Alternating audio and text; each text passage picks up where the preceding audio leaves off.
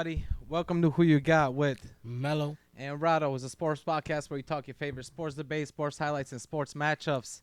And man, it's been a hell of a ride for us, and I got some announcements for you guys. Make sure you guys like the video below. If you guys are watching us, if you guys are listening to us, make sure you subscribe and also rate us and review us. And we're also got a few announcements for the Who You Got page and for Who You Got podcast. Oh, yes. And we got a new logo that we're going to drop for you guys. And also we got some new merch coming out. Oh, and yes. We still got the OG merch available. Which is still beautiful. Fans, but we're definitely switching it up. Getting a little slimmer, as they say, new model. Exactly. It's never wrong to, upgrade a little bit or just, see if people like the new stuff. And I think you guys are going to really enjoy this logo, and you guys are going to enjoy the new merch and stuff, and also the new content that we got to bring to you guys. And what do we got on tap for today, Mello? Unfortunately, we got to talk about the NBA Finals recap. It's been a wild ride for you during these NBA Finals. I know it. It's been a rough couple, probably week at this point. The first couple days was kind of fun. Definitely want to talk about the NBA recap, and then after that, we got the draft pretty much this week. So we want to go over some of our favorite top prospects, some that specifically we think are NBA ready right off the jump. True. So because sometimes you got busts in there, so we don't want to just go over the top picks. We want to go over our top NBA ready picks. We're gonna project a few picks that we think might be all-stars, or who knows, just might make an impact in the game, Just come, as long as they're getting in the good system, they can make an impact right off the rip. And I think we're each going to pick three. And you guys might be surprised on that one because, right before the podcast, I did hear Melo's picks, and I was definitely surprised, and he was surprised about mine. On yours. We didn't really have any that really matched up, so I know you guys are going to be surprised about that. Surprisingly. I know, and right? I think we still somehow 6 of them, and we didn't pick the same, and all 6 fell in the top 10. Yeah, and we didn't plan that whatsoever. Yeah, and I don't think we really picked the number 1 or number 2 consensus overall picks. Depending on the depending list. on where everyone's putting the draft list. But we'll definitely talk about that one a little bit later. But first up, the NBA Finals, the Golden State Warriors and the Boston Celtics. Just a little pretext for the fans that are listening. My man Mello, he's been a Boston Celtics fan for over 10 years now. Yeah, since it sucks because I became a fan the year that they won. I'm obviously not in the finals, but that is the year that I became a fan. And then 14 long years of a drought. We got back in 12 against Kobe. Yeah, that was a tough one though. Tough series. Yeah. I still kind of refuse to watch that series. Sometimes it comes on, I'm not watching that. Hey man, that was Kobe literally Kobe. Kobe did his. That's why I hated it, especially Game 7. Game 7. I hate when I can't watch Game 7. I can't watch Game 7. And then we got back, and I knew it was gonna be tough. I knew it was gonna be tough against the Warriors. Of course. It started off pretty good. Actually started off pretty bad. Of Game 1, we actually lost. We was losing up to the third quarter. Right. Down by 12 in the fourth, and then ended up winning by 12. Exactly. One of the most amazing quarters of basketball I've ever witnessed. Had me hella excited for the rest of the series. Game 2, Warriors win. Nothing unusual about it. We tried, but it was their offense was a little too much, and they had the number 2 defense in the league, and that defense was definitely stifling. Definitely stifled Tatum the first game, but he got them 13 assists. But they had him off his shit all series. I know. He was all series. Definitely on and off for a lot of quarters. Like you could see multiple quarters. Yes, it was in quarters. Yeah. And then he'll get on for one quarter, but then he can't finish a game. Full game. So 1-1 going back to Boston. We won the third one. It was actually a decent game. Curry came out a little flat. And then Game 4. 42 points by Curry. Absolutely outstanding. We couldn't stop him for nothing. We Curry actually magic, baby. were up in that game close towards the end. Gave up the lead with a couple minutes left. Really should have been a 3-1 lead, which at that point would have been the only other option because at that point we lost and then just lost 2 in a row. So, yes, it should have been a 3-1 lead. Not that nothing. The only thing that happened that it wasn't a 3-1 lead was they gave it up. Now, I'm not blaming no one else. But in my head, I would say we needed that. Like That was a tough game for her, we but needed to go back to San Fran up 3-1. I knew it was gonna be trouble going back. Once we got straight game 5, I'm like, all right, let's take it back to Boston. Let's just really try to hold it down. And we didn't hold it down. yeah, man. After that, it was pretty much a stomp. And I mean, you guys, like I said, like you guys were good in quarters in the 5th and 6th game, but you really couldn't push them to a tie. But honestly, like I think in the 4th game, that was really your guys' chance. You do have a point there. You know, it was definitely where you guys could have took the momentum into back to Golden State and try to We even like needed finish the to. series there. And I who knew we knows, maybe needed even to. in 5. But man, the one thing about this series is a lot of turnovers, man. A lot of turnovers by the Boston Celtics.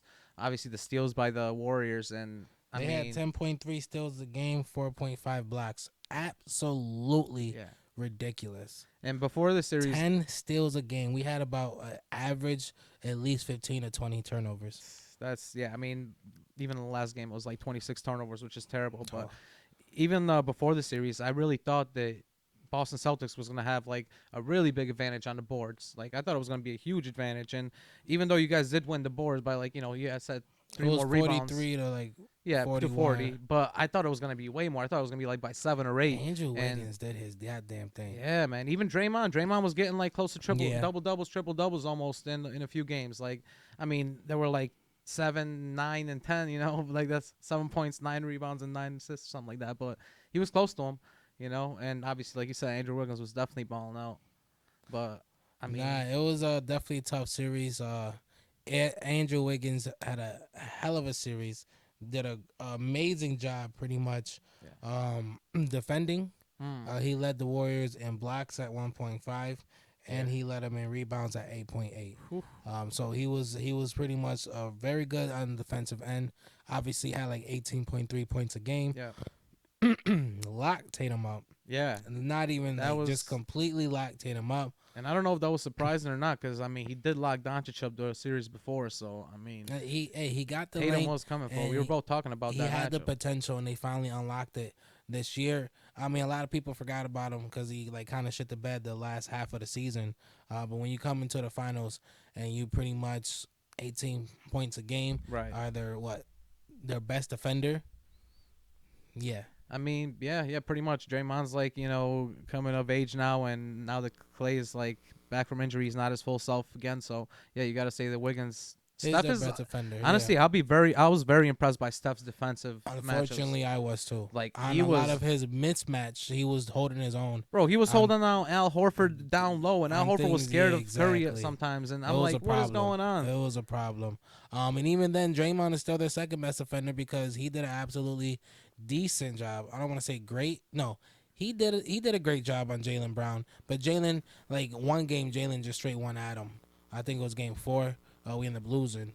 But like he had spurts. But those overall, he had a great defensive series. As much as I hate to admit it, played like crap on offense. Actually had a great game 6. Yeah, I think he played decent. I think he played decent on defense, but I still think that Brown was definitely your guys' best player this series. Oh yeah, 100%. And he gave us pretty much the most points out of everyone. Yeah, definitely the most points. But I'm gonna be just surprised. I was very surprised by how bad Tatum played. Honestly, like that I wasn't expecting. I was not expecting him to average like 21 points. I thought he was definitely gonna go over. My like man 25. gave us 21 on 36%, while JB had 23 on like 45%. Yeah, 23.5, which is, definitely putting it in there for. And you guys had another guy, Marcus Smart, getting you 15, which is definitely helpful And same for thing him to be your third guy. Yeah. And he had to.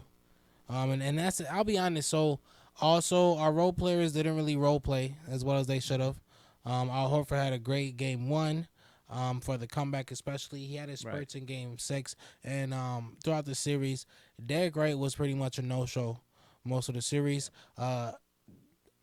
Grant Williams didn't even get going. Game 3 he was good. Game 3, Derrick White. And Peyton Pritchard as well didn't get going. So we really got no offense and no one outside our top 4 guys pretty much all series. Yeah. And that was a problem. That's definitely a problem. And for me, it's crazy to watch what the Warriors were doing because, I mean, just the players that they had on the court were impressive. But for them to win the series and win it in 6, and I mean, guys like Toscano Anderson, Jonathan Kuminga, and Damian Lee, they were averaging like 2 minutes a game during this series.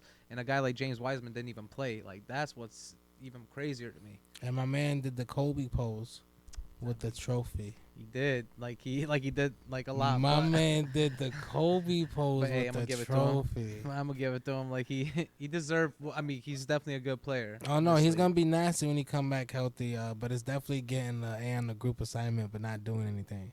I mean, for sure. listen, the last 2 years he was definitely there, like, protecting his team. I mean, after he was the number 1 pick, I'm sorry, the number 3 pick overall, he definitely showed that he deserved to be picked there, and he obviously they needed a big man, and he provided that at a time when they didn't have points, and he was scoring over 15 at one point, for like half a season at one point, 41 games. I think he was averaging like 17 points a game at one point, and this was like his second season, right before he got injured.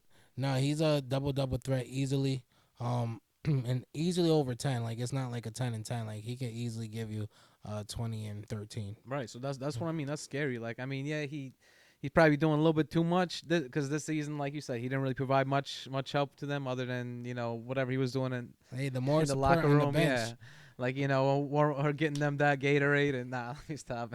Hey, he did what he had to do, but obviously the top props go to the one who won the Finals MVP, and finally he got one under his name, so people could stop putting disrespect on his name. And obviously, if y'all don't know who I'm talking about, we're talking about Stephen Wardell Curry, 4-time NBA champion. My man is in the upper echelon. We just had an episode a couple weeks ago. If y'all didn't watch it, where we discuss is he a top 3 point guard our times. Right. Because while we both said we had him in top 3 already, there were still people who just couldn't fathom him. Right. They had him at the top 4 or 5 position. They had him Magic at 1, which is perfectly fine. They had Oscar at 2, John Stockton at 3, or Jerry West, or Jerry West at 4, or Isaiah, and Curry in there between 4 and 5. Exactly. And Isaiah moving around as well. But honestly, now after he got his MVP.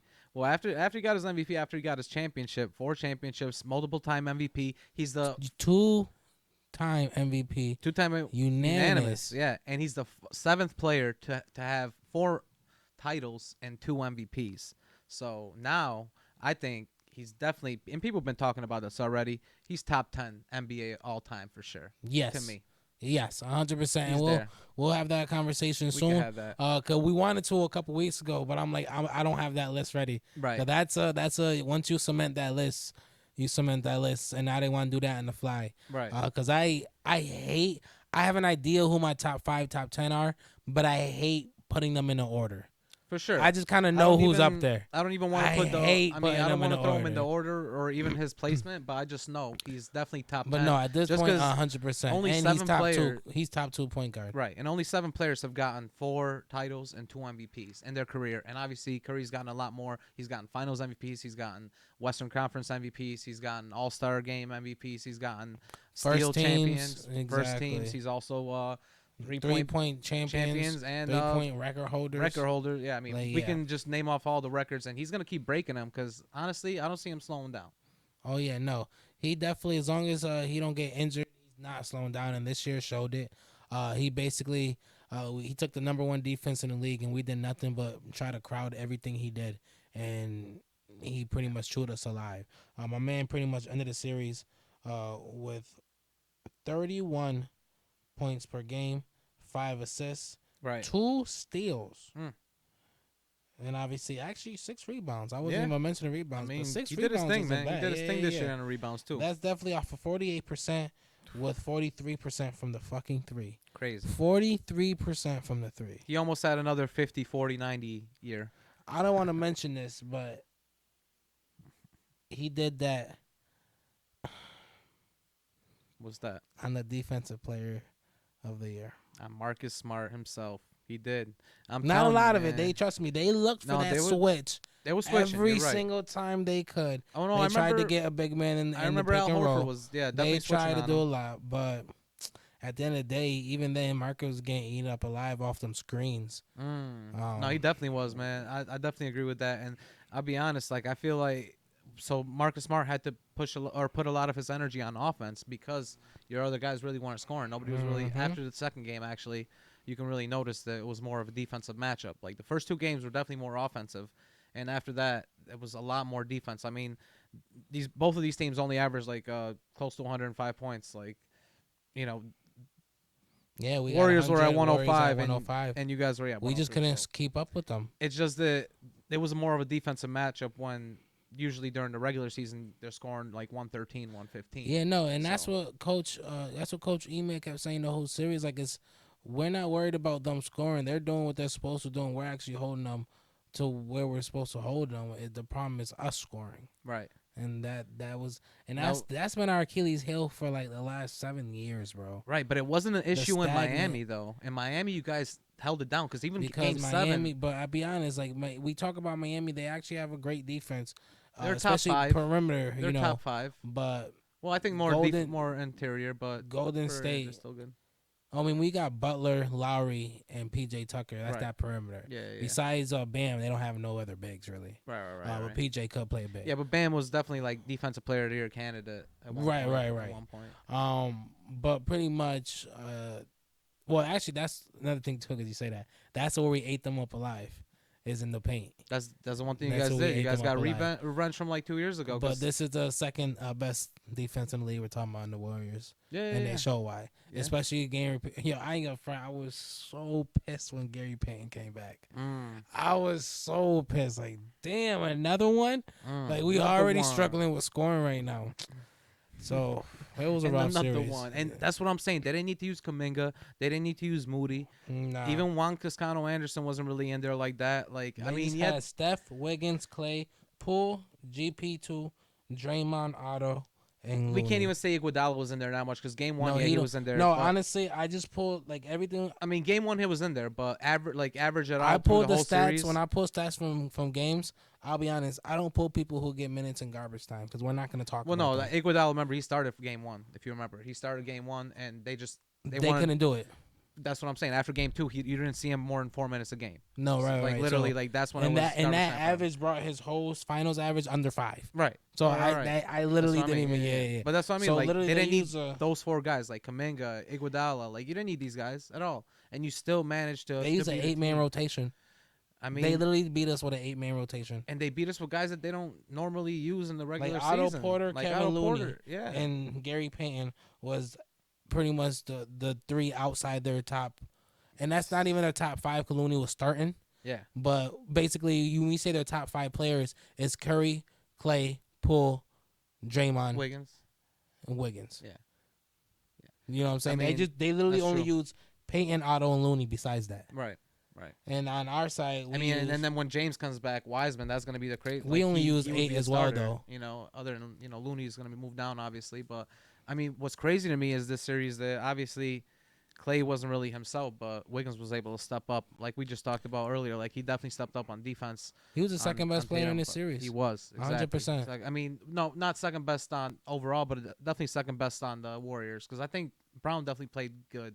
And some games, Brown played good. I literally have to give it to Wiggins because of defensive.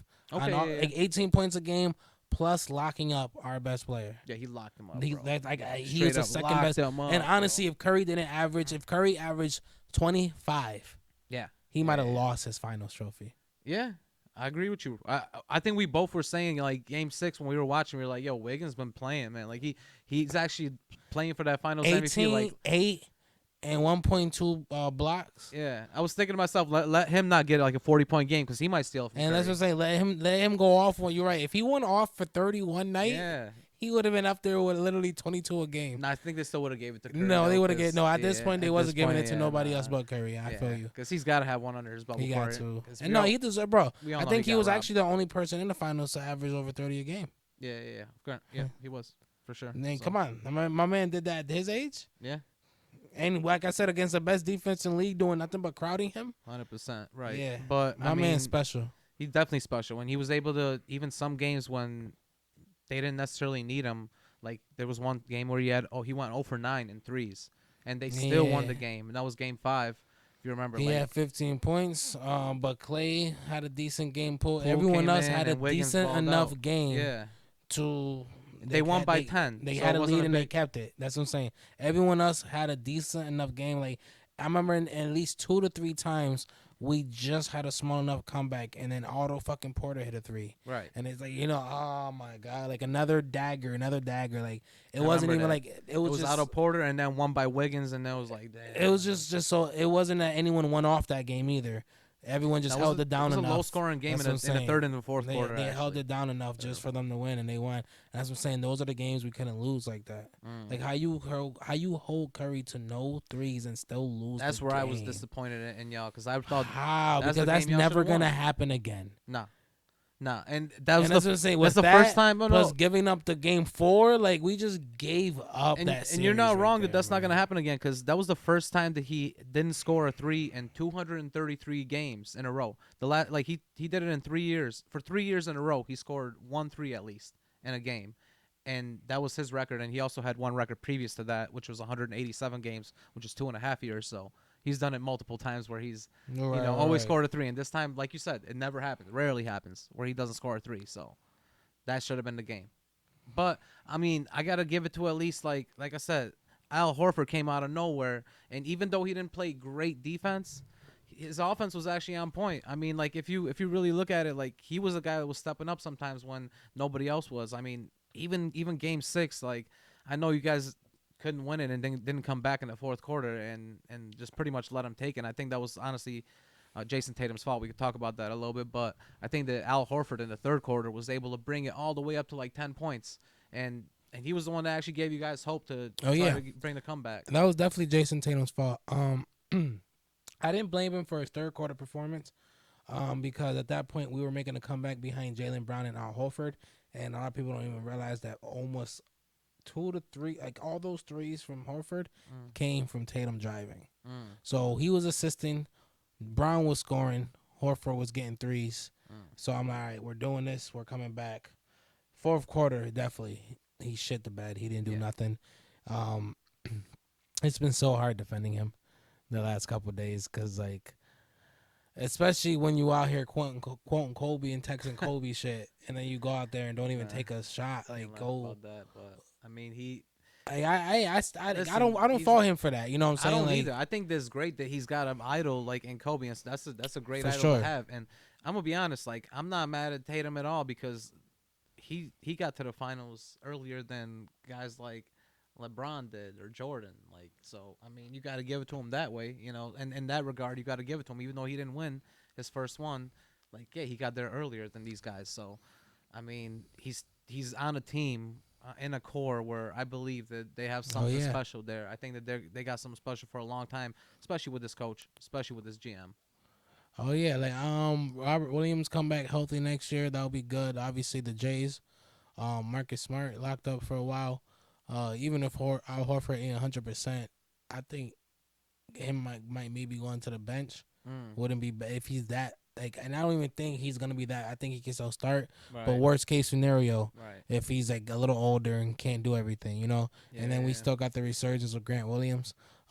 We gotta look at the rest. Yeah, I was gonna say I could see you guys making a pickup or two. We might. I could definitely see you. I could see us dropping Derek White, for another ball handler coming off the bench. Yeah. That's what I was thinking too. We can't be like we shouldn't have been Thinking using scorer off the Pritchard bench that is what you much. need. We shouldn't have been using Pritchard that much in the finals, and we needed to. He's a spot up shooter because That's we needed someone to come in and hopefully get some points going. So we need someone coming off the bench who could do that. Derek White wasn't bad; he was a good defender as well. But I think right now his trade value is probably the highest that it's gonna get. Yeah. Yeah.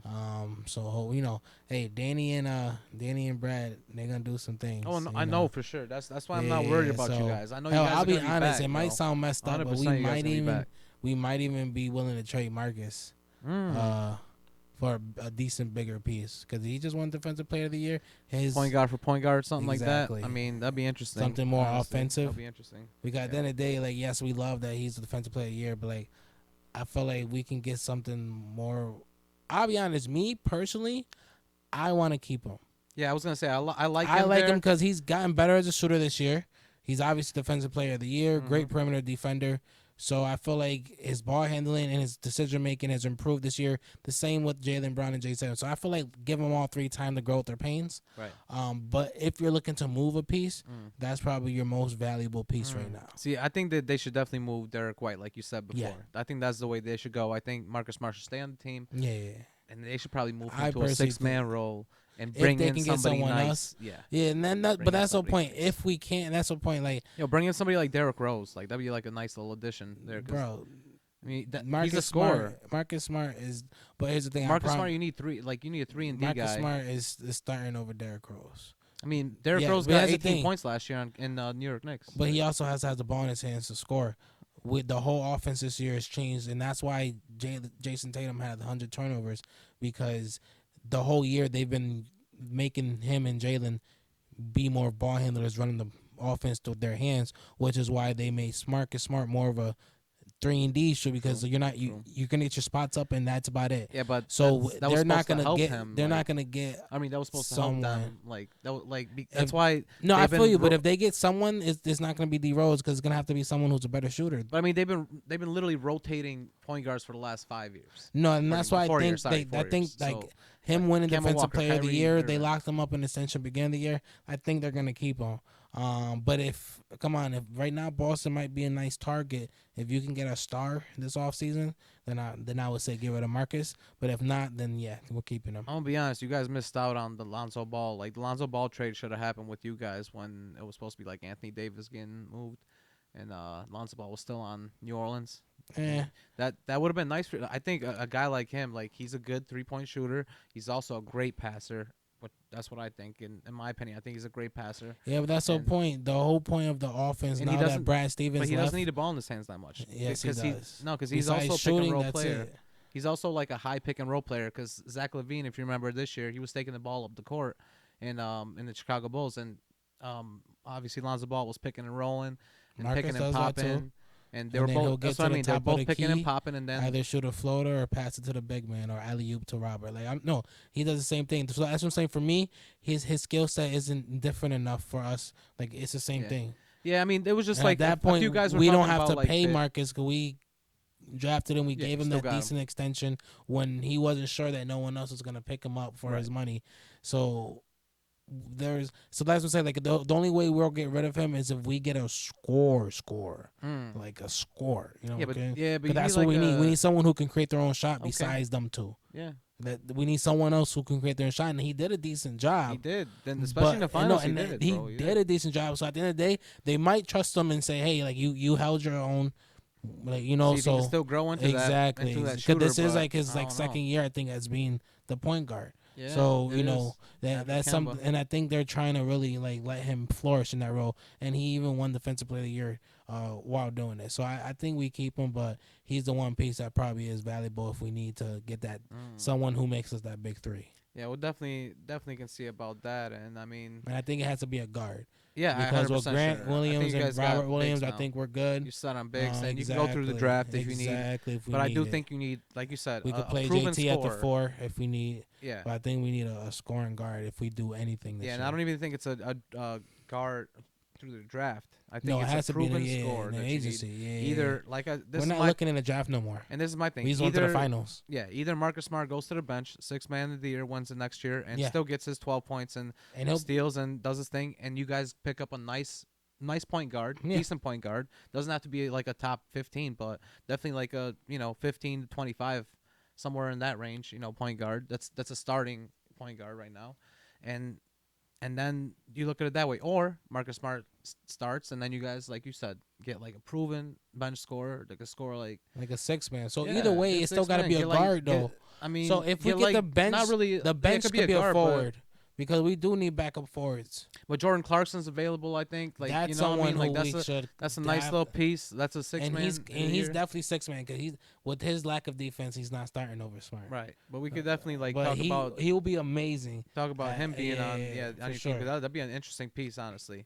So what do you think about the Warriors? I mean, with the What Warriors, are they like, gonna? How they gonna? They're already over the they're luxury. over the cap, and How there's they a lot gonna of keep people. Poole? How they gonna keep Wiggins? Oof. How they gonna keep GP2? Oof.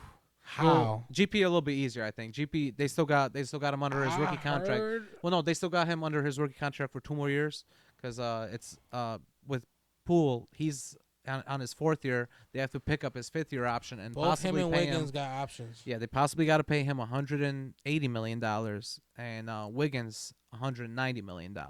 So that would be the extensions for both of these guys. Obviously, the other questions are Kuminga, Toscano, Anderson. I mean, Wiseman's going to stay there. You got other guys like Oh no, Otto Porter's. He's a. Peyton just got. Remember they put him for them G League. They just gave him the year. I thought it was a 3-year. They just gave him 1. That's what I'm I thought saying. it was a 3 for and 3. He said he wants some mills. I mean, I don't think he's going to get that. I don't think so either, but he wants it. You know what? They were talking about, guys going to Sacramento because the coach moved out there to Sacramento. He might go to Sacramento. Hey, that would be a good spot for him. But that's what I'm saying. But with the Warriors themselves, they got 3 top names that they played 8 people in their rotation. 3 of them got contracts. Right, and they also got 3 other people that bless you, and they got 3 other people that they didn't even play. Like I said, Kuminga, Moody, and James Wiseman are going to be huge for them next year. Those guys they already got under contract, so even if you lose a guy like Gary Payton Jr., that'll be okay. But I think they need to keep Poole and Wiggins still. I think that's still a good core because, let's say, you got to keep Wiggins for sure. Yeah, I mean, at that point, Draymond's got to play out his contract and then move on to TNT. Move him next to Shaq and Kenny over there and Chuck. You got to keep Wiggins. I ain't going to front. I feel like you got to keep Poole, too, because you really had no backup ball handler all year besides him. I mean, you got Kuminga. He's decent. He's not a ball handler, but he can handle. I mean, he can handle, but he ain't going to play point guard. I'm talking about when Curry get injured, who's playing point guard? Poole's the only one. You got a point, yeah. That's a good point. So that's what I'm saying. It's going to be hard to keep both of them. Moody's okay, but no, he's not ready yet. Nah. And then Poole just proved himself all year. Yeah, Poole's 100% proven. Yeah. And like I said, you can't give up Wiggins because he just proved to be your best two-way player. Yeah, exactly. So, but if you project Klay to get better in 6 months, I don't think Klay will ever be the defender he used to be. You might say that. I think he's going to be better than I think he was already this year. falling off before. Like I think people were afraid to admit he was falling off before he got injured. Well, you know what? Then the way you say it like that, like I can agree with you saying that he's not going to be the defender that he used to be because he was almost like on like first team all defense if you remember, I think, right? Yeah, everyone used to call him a prolific lockdown defender. So I feel like his last there. 2 years before he got injured, he started falling off. Same thing with Paul George. But see, I think he can get to the level right before the injury. I think he can get there. I really do. And at that point, you're still not bad. I mean, at this point, besides GP2, he's still the best defensive guard they got. I mean, Wiggins could switch it off and on. Like, he's a forward. He is, but he can always switch to like a shooting guard if it's like. He used to play shooting guard in Minnesota. Yeah, exactly. Like at this point now, he's a bulky enough to he built into a 6'8" frame. Right.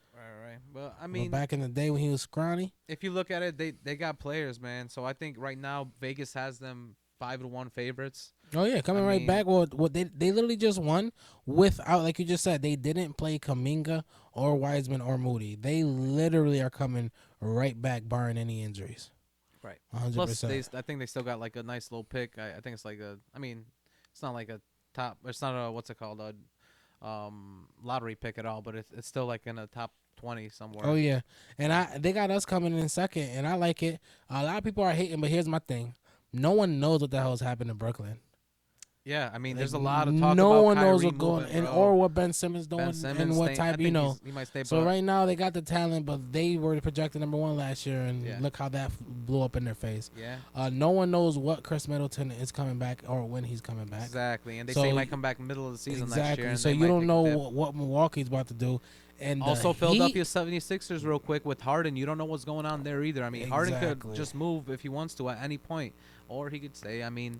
So that for me, that's probably the most consistent team because they had a decent team built around Embiid where they will still make the playoffs even if they get a decent enough Harden. Bro, but you're right, it's a big mess. Embiid was talking shit about Harden like right after that they lost that series, and he was saying that he was the third best player. But Harden ain't got nowhere to go. I mean. Yeah. He literally ain't got nowhere. He can go somewhere, but not nowhere that he wants to go. Exactly. Nowhere he wants to go anymore. He has no more chances to go to a contending winning team anymore. No one's gonna keep buying and trading pieces because most of these teams are one big piece away, and they're giving up other big pieces. They're giving up Seth Curry and people like that to get Harden just from the screw him. Exactly. They're not about to do that no more. Nobody wants to give up pieces for Harden. Like, people will take him if he's a free agent. I'll take him if he's a free agent. Yeah. But I ain't giving up no pieces. That's what I'm saying. Philly can't ship him, so they got no choice. And then no one knows what's going on with the Heat. Honestly, that's the intriguing right there. I've literally said this.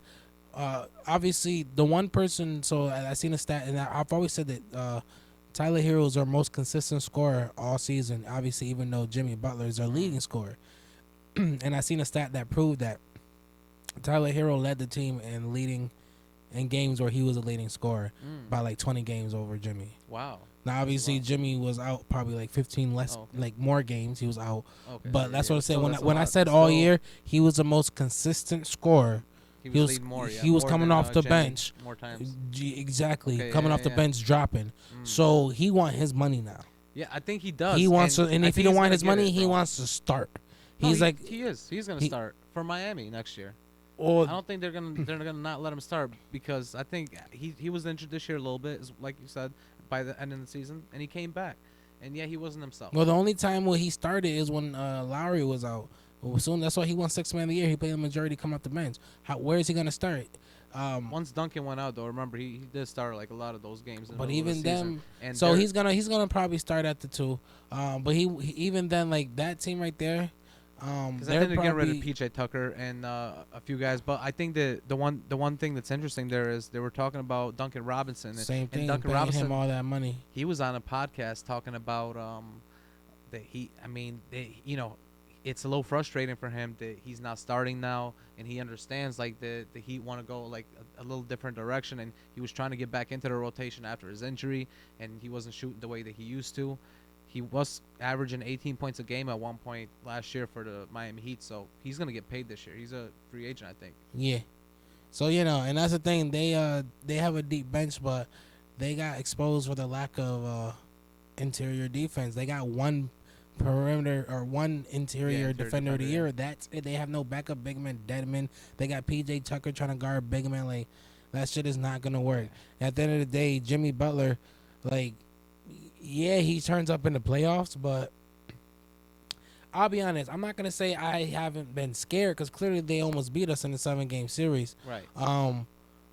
But the whole team in general just like don't strike fear in my heart. Right. I mean, honestly, in the East, you really can't. There should be only like 3 teams that should strike fear, and that, honestly, to me, it's Philadelphia and Milwaukee. That's it, because they were recent champions. And then think us. about it, yeah. And then, because I don't think Brooklyn right now at this point you can no, say we don't know what's going on with them. Brooklyn, so it I has think to those be are the 3 us. teams. It's you guys, Philadelphia, and Milwaukee. I don't think you can say the Heat right now at this moment. I don't think you can say Brooklyn at this moment. And you can't say anyone else. New York, no. Atlanta, no. Hawks, I mean, you don't got no one that's else. it. And the one thing on the West that we really didn't even mention was, what about the LA Clippers, bro?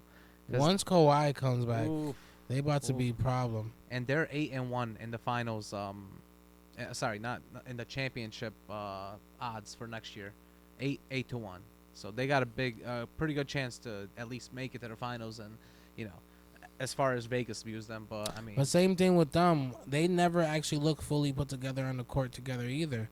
They always remember they lost that series when they were on the court together, because at some point I felt like they didn't know who needed to take over. Right. Like it gotta should be figure Kawhi that at all it should times. Be Kawhi. It shouldn't be Paul George. And that's the thing though. But sometimes I felt like in that series too, Kawhi was having a rough time. And it's not unusual. It's very unusual that you see Kawhi get frustrated and can't get to his spots and get his shot off. But I seen Kawhi missing a lot of his middies. So then PG's trying to shoot a couple, off the dribbles, and it's just like they shot themselves out that series the last time they were both together in the playoffs, which is damn near almost 2 years ago at this point. 2 years ago, exactly. And so one thing we don't know what we're gonna see from them. Just a little rumor that people are talking about. I mean, Kyrie's preferable teams that he's talking about, or supposedly the sources close to him said, were New York, LA Clippers, LA Lakers. And I'm talking about New York Knicks, obviously. No, right. I'll be honest. I would love to see him in the Clippers. Why would he stay in New York after everything that just happened? You know what? I mean, it's a rival in home. I mean, in-state rival. If let's say I mean, No, I'm the talking Nets. about like with the COVID, him staying out. Like, That's why a would good he point. still Okay, stay my in bad. New York? My bad. I was just thinking because Yeah, the Nets yeah, yeah. owner, Nets owner just put out a statement saying that we don't need players like Kyrie or others on our team. Like we don't need players like Kyrie, which is that's what he said. That guys that are not for the team. Which I mean, Right. I get what he wants to say. He wants to put out a statement, but Kyrie's still technically on the team. Like even though he's a free agent, still like on there until a few weeks from now. Right. Free agency actually hits. I doubt. I don't understand why everyone just keeps saying the Lakers. Like, how's that even gonna work? I don't know. They don't and even it's- have any it has to pieces be right now. It has to be a 3-team sign and trade. I read some of the details today. They said a 3-team sign and trade. Westbrook will have to go to a different team other than, obviously other than Brooklyn. Right. Kyrie would move to the Lakers, and then there would need to be a third team. Like, that's just so messy. It is messy. Like, I don't see That's that the only happening. way, and I don't see it it's happening. a sign and trade Right. for Kyrie to sign with Brooklyn and then trade. Right, So and I don't see that happening. that's the toughest for the Lakers. Right. Honestly, they're over the cap right now, and With no players. I mean, With no players. what can we say about them? Bro? How? Dumpster fire right now. But I still The Warriors got like believe in it a 8 little bit. people. I know, right? Like, how? Nah, I mean, Lakers got a few guys No, that can play. they literally got like 4. Yeah, that's you're right. Yeah, right. nah. Consistently, I mean, Consistently, yeah, we they can't only talk got about, like 4. AD and They literally only got like Westbrook 4 and players. LeBron, yeah, consistently. But I mean, the West is really the stacked conference because you got Oh yeah, Murray coming Clippers. back with the Nuggets. You got Murray coming back and MPJ. Porter coming back with the Nuggets. Then you got Oof. obviously Memphis Grizzlies talking shit. Mm-hmm. To the Warriors already. You still got Phoenix. They want to run it doing work. back. I mean, you got Phoenix Dallas. need to redeem themselves. Dallas are Dallas one just piece came in, away. So like, and they all just these picked up teams, Christian bro. Woods, so they're That's like 6 teams I just named. Yeah, Like that's a stack going division ham. right there. they going ham. And plus, I mean, not to mention like the teams coming in from the bottom. Like I mean, Minnesota played pretty good this year. They made it. To the Yeah, eighth they spot, actually honestly they got a decent Anthony Edwards, D'Lo, and freaking Cat is not a bad core to grow Right. with. Right. They can all get better. Someone just got to get better defensively. Right. Out of all 3 of them, 100%, someone yeah. has to be I the think defender. I think it It should has be to be Edwards. Edwards. Edwards, yeah. It Edwards has to the be guy. Edwards. Because Cat can kind of hold his own, but I feel like D'Lo, he doesn't. But like especially in the West, you got to be able to guard them wings and come off the switches. Ooh, yo, 100%. So yeah, yeah, 100%. but yeah, no, it's That's a good definitely NBA Finals is Yeah, over. That's crazy. But speaking of young boys, man, in Minnesota, Mm-hmm. we want to talk about some other young boys that are coming into the league, right? Oh yeah, I was about to say season's over. Draft is right around the corner, and we pretty much got a whole new set. And this is a peculiar set of draftees this year. Definitely a crazy mix. Crazy mix of mix. draft picks. And also, I mean, the top 3, you wouldn't think they'd be big men, but pretty much they are. Yeah, 7 foot, 6'10", 6'10". Yeah, and that's for like most mock drafts. I mean, right now Hey, things are still They're all moving. different. but- I mean, for the top, you want to just give them like the top 5 to 10 picks that are in the mock draft. And like I guess. said, some of them are different order. Yeah. So we got Chet Holmgren, 7 foot center. Jabari Smith, 6'10" power forward or just forward. Yep. Paolo Blanchero, 6'10" forward. Jaden Ivey, 6'4" combo guard. Keegan Murray, 6'8" combo guard / forward. Yep. Dyson Daniels, 6'6" combo guard. Shaedon Sharpe, 6'6" combo guard. Benedict Mathurin, 6'6" combo guard. AJ Griffin, 6'6" combo guard. And Jalen Duren, 6'11" forward. Hey, Actually, nice. no, he's a center. center. No, he yeah, play yeah. legit center. Yeah, he does play center. Yeah. But I mean, we got a lot of top heavy talent this year. Yes. I think a lot of people saw last year and they were like, okay, that draft might have been very top heavy with Cade Cunningham obviously going and Mobley and. Oh yeah, they obviously those had guys, a lot of forwards and guards. Yeah, and that was a very top heavy draft. But honestly, I think this draft is definitely top heavy, but spread out within the top 15 picks. You're definitely getting a lot of bang for your buck, and whatever pick you get in the top 10 at least, I know that they're definitely gonna make a splash at least in the first half to the first year, and we're gonna go through some of the prospects that we like that are not only going to make a splash, that we think are, going to really make an impact on their team, and who knows, maybe beyond. We project them to be all-star in 5 years. Yeah, and I actually love this question because this is a first year in a while where, like you said, I feel like the whole top 10 is just like, depending on where they get plugged, they're gonna fit in very nicely in the NBA. We even got them.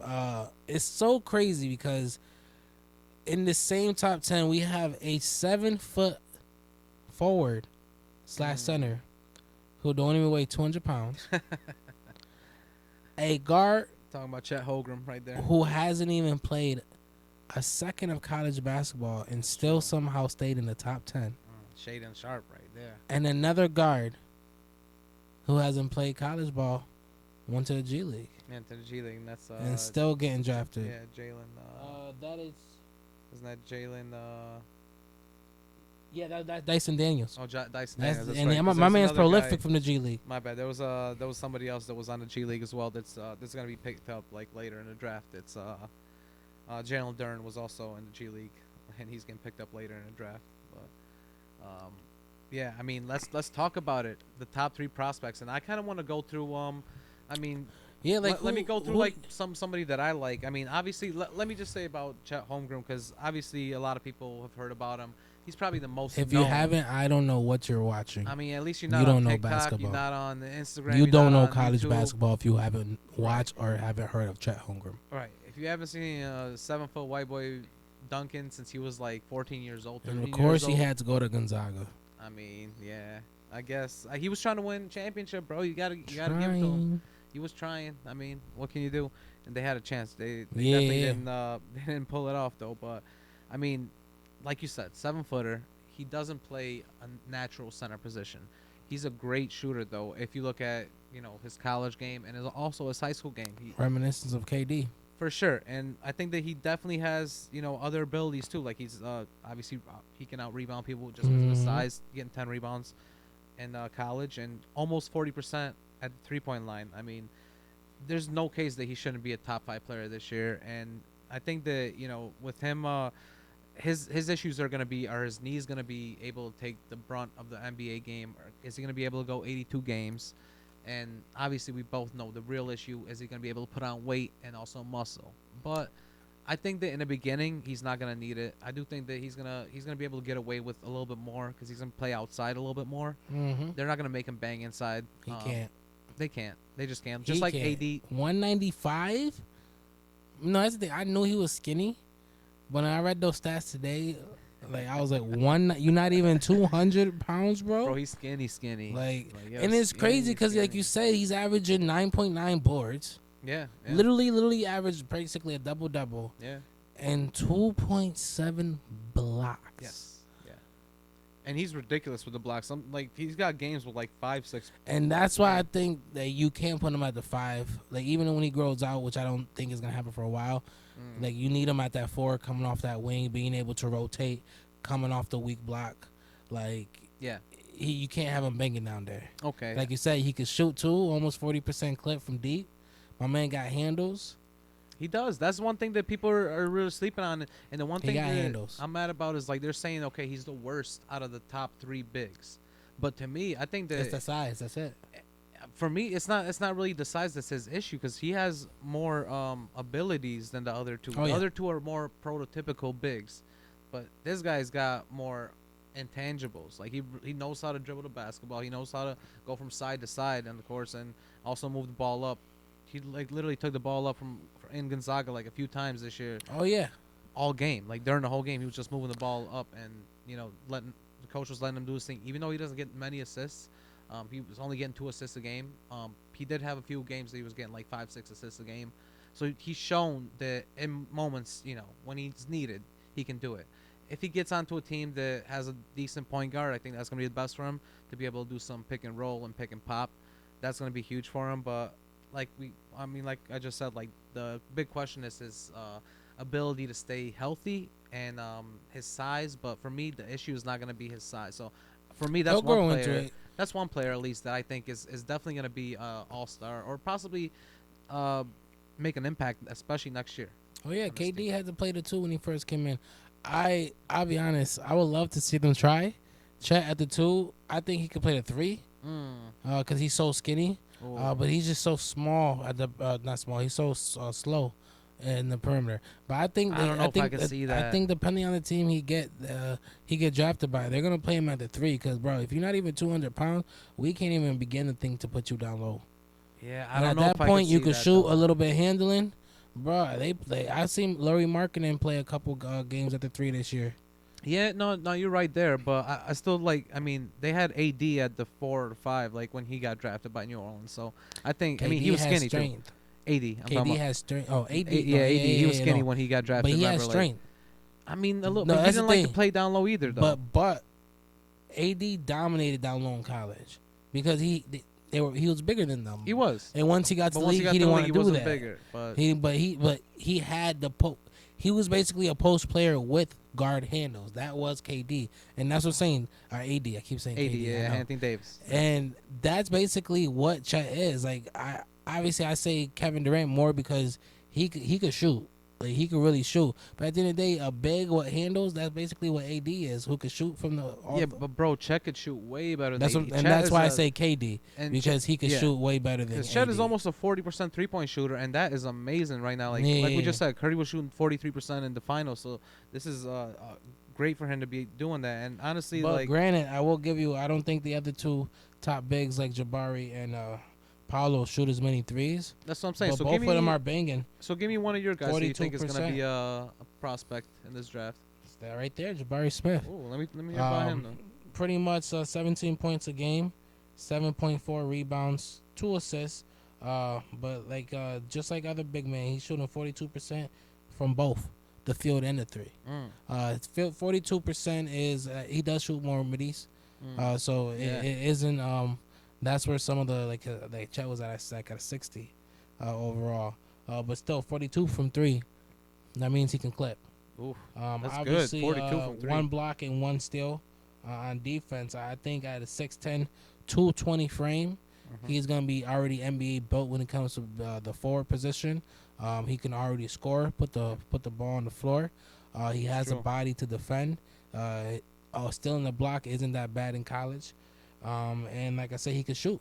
So he's gonna be able to stretch the floor. And I think I think he's so NBA ready, and I think that's gonna be allow him to just mold into a decent superstar That's in the next true. couple of years. No, Or I, I'll say all-star.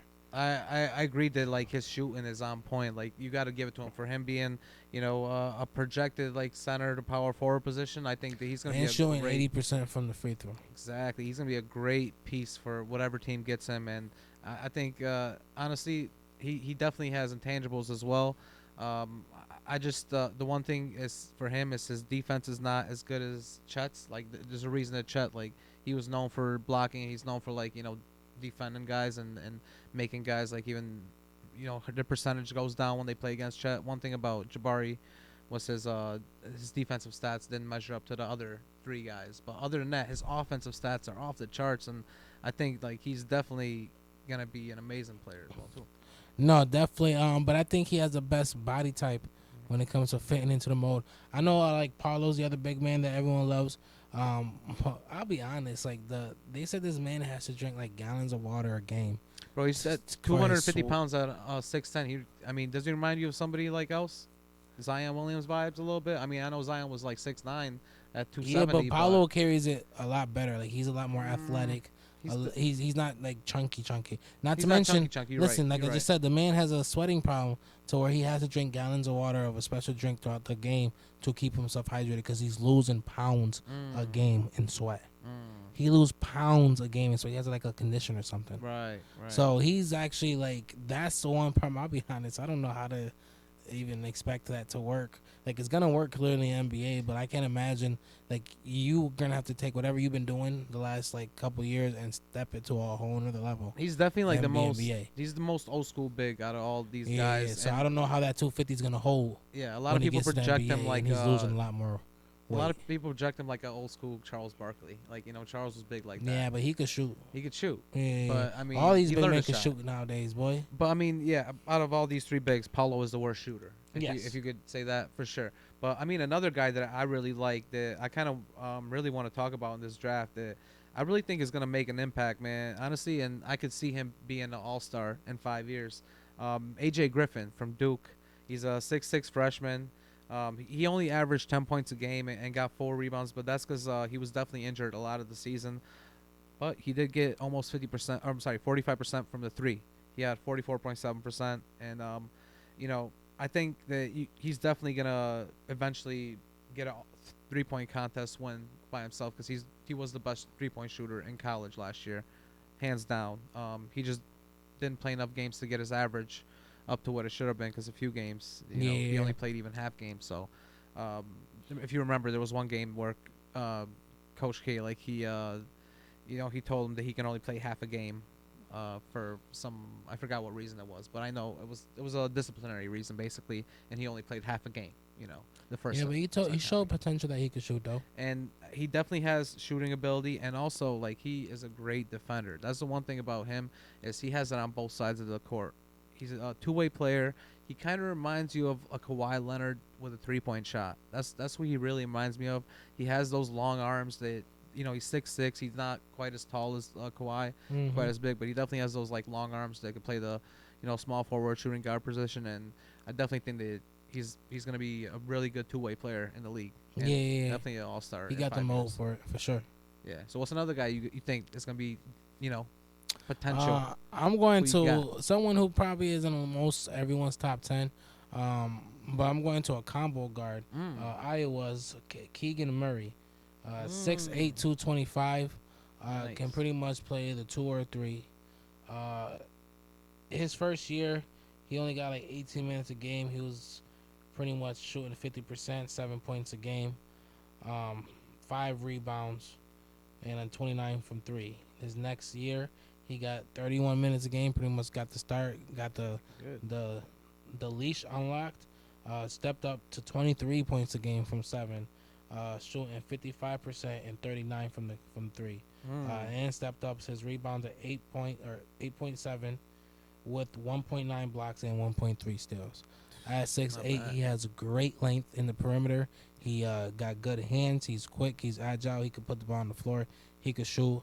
I think he's going to fit perfectly in anyone's NBA team coming off for rotation. I think if he can hone in on that defense, he's going to be scary in the league. Because there's a lot of people got to realize a lot of people who come into the league and become great defenders, for the most part, aren't known defenders in college. Right, that's true. I agree with you. They have to work at 100% agree with you. Because the game's so faster. Gets way faster. So much faster in the NBA. Said, so I heard this just from an NBA player. I believe it was I believe it was Mark Jackson. Actually, obviously he used to play in NBA, and now he used to be a coach and now a commentator. But he said that imagine like NBA is 100%, college is like 60%, and high school is like 40, 30, 25%. Yeah, no, I see that. Like 25%, and that's like certain high schools. Could Like I'm talking about top high school. Like if you're talking mid-tier high schools, 5%. Like, yeah, because you got people shining in high schools, averaging 30-something, going undefeated for 4 years to go sit on the bench at a top D2 scholar. And that's what I'm saying. D2 D2 and D1. If he's talking about D1 is 60%. Exactly. Like the amount of energy, the amount of like power, the amount of like skill that guys have. That's what college is. 60% to the 100% that the NBA is. And that was like a good analogy for me. And honestly, I kind of agree with you about that point about Keegan Murray, because I do think he's a good defender as well. I think he's going to be amazing at defense. At 6'8", and that's 225 to play the 2 or 3. Yeah. He's going to be like, he got Wiggins' potential lengthwise and body-wise when it comes to the what he can be in the defender. That's definitely, and he's athletic. That's a good projection. Like Wiggins, like he definitely has that style of body, and that's why I do think that's rare to see guys that, like you just said, guys in college that don't play great defense necessarily, because they don't really have to on their teams. They're always blowing teams out, and they don't have to play defense. Especially if you're a scorer. Exactly. And the guys that we just mentioned, like AJ Griffin for me and Keegan Murray for you, I definitely think these are great defenders right here that can make an impact as well. But I mean, Murray is definitely very efficient when he plays as well. He loves to get layups. He loves to do those little hook shots, those little like He's inside. a great decision maker with the ball in his hands. Yeah, so that's a good pick for you, man. And I'm gonna make my third pick real quick. For my third pick, this guy, many people haven't seen him because I mean he didn't play games in college this year. He was injured, man, and what can you do?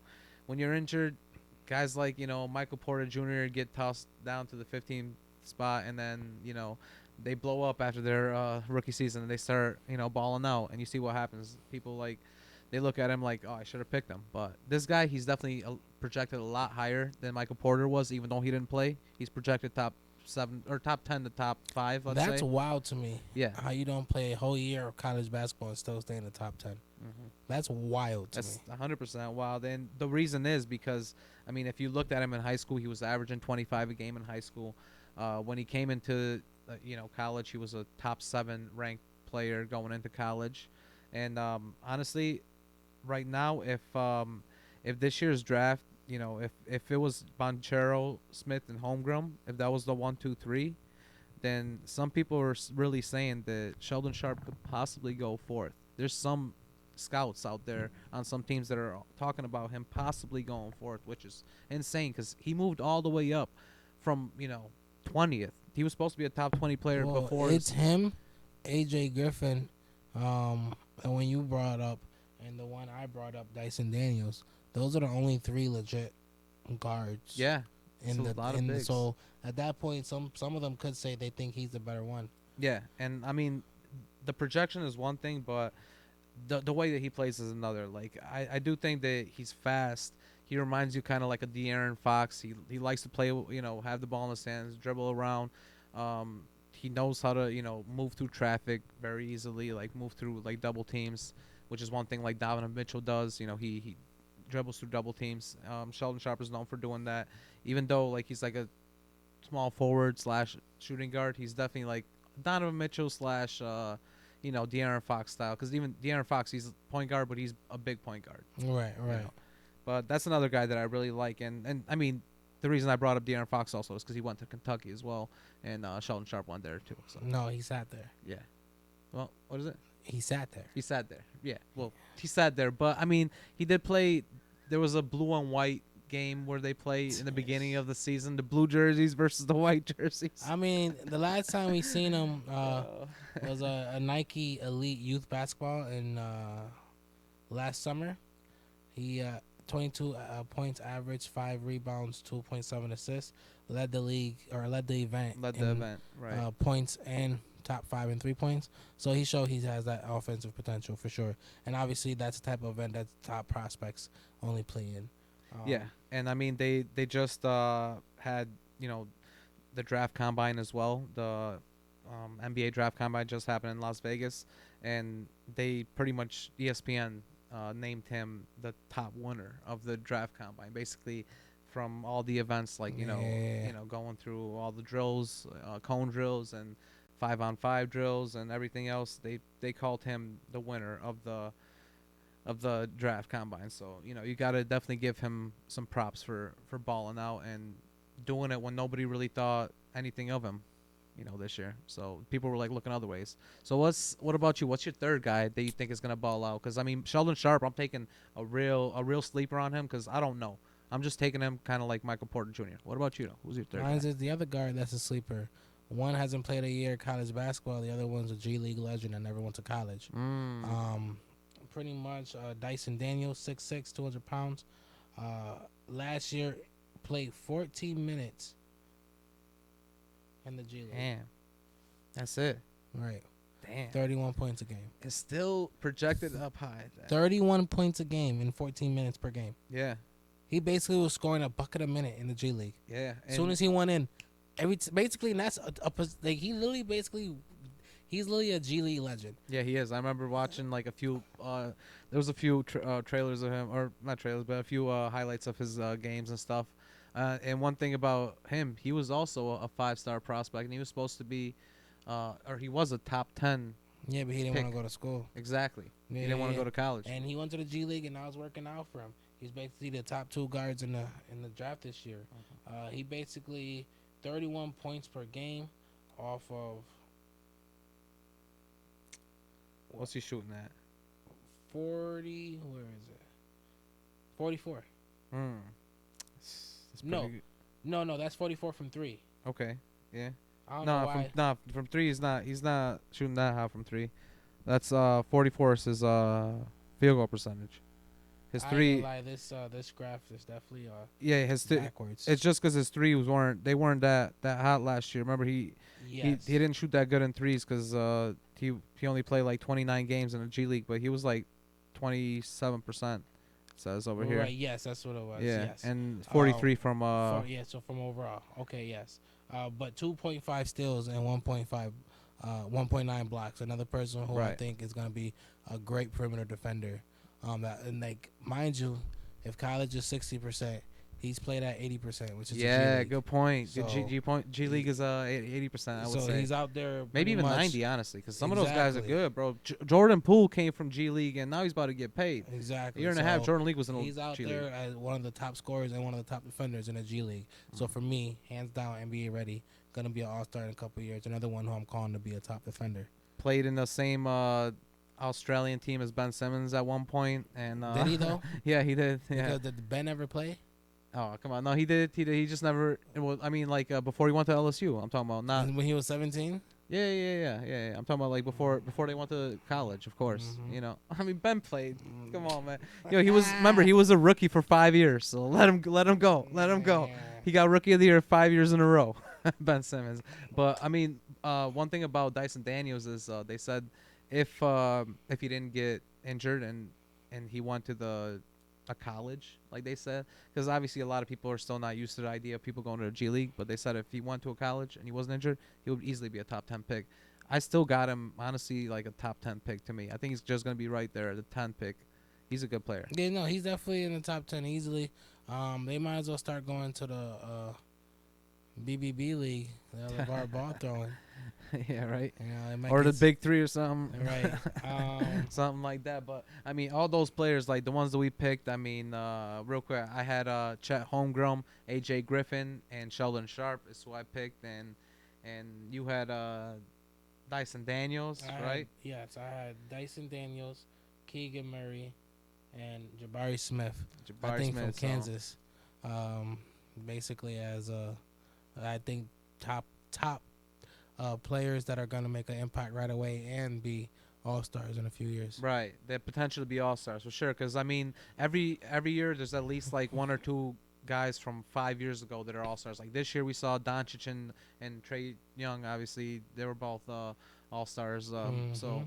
there's always like, you know, obviously before that it was Tatum and Brown from your team. You know, so there's always like 5 years into Take the 'em a future if few you years. project. Yeah, you At project this 5 point, years. the superstars are still doing their thing. Right. I mean, sometimes it could be a few years because look at John Moran, bro. Second year in the league. I mean, man's balling out in the All-Star game. So, you know, sometimes it can happen, but we're projecting into 5 years because that's a normal projection for me. And honestly, that's good picks though, right there. Yes, sir. And if you guys got any picks of your own for the draft, or you think any of our picks are interesting, or you want to, you know, say anything about the ones that we picked, just let us know. I mean, talk to us on social media. You know, that's where we always like to get our questions from you guys. Also, we're on TikTok now. Make sure you guys check us out there. Check out our videos. Everywhere, man. Mhm. Facebook, Instagram, Twitter, TikTok, Twitch. YouTube, Twitch. Mm-hmm. Pretty much wherever you want to get your podcast or get your content, look us up. You'll find us 100%. That's right. Make sure you guys like the video below, and if you guys are listening, make sure you guys subscribe and rate us, and wherever you guys find your podcast, check us out. Also, another thing, again, gotta bring it back. We are coming out with this new logo, so you guys make sure you check that out, and we got some new merch coming out, so we do want you guys to check that out, and we really appreciate you guys staying here with us for another dope episode of Who You Got with Mellow. and Rado. We're gonna see you guys next time. Peace. Peace.